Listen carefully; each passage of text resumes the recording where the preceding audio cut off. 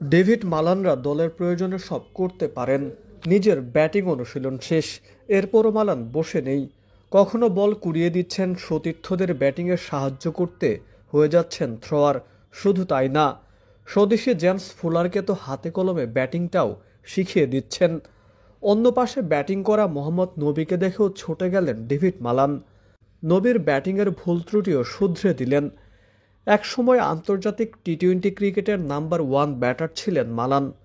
মনে কোনো হিংসা নেই, ইগো নেই, দলের প্রয়োজনে সবটা নিগড়ে দিচ্ছেন। চাইলেই অনুশীলন শেষ করে বিশ্রাম নিতে পারতেন, তা না করে সতীর্থদের সাহায্যে হাত বাড়িয়ে দিলেন।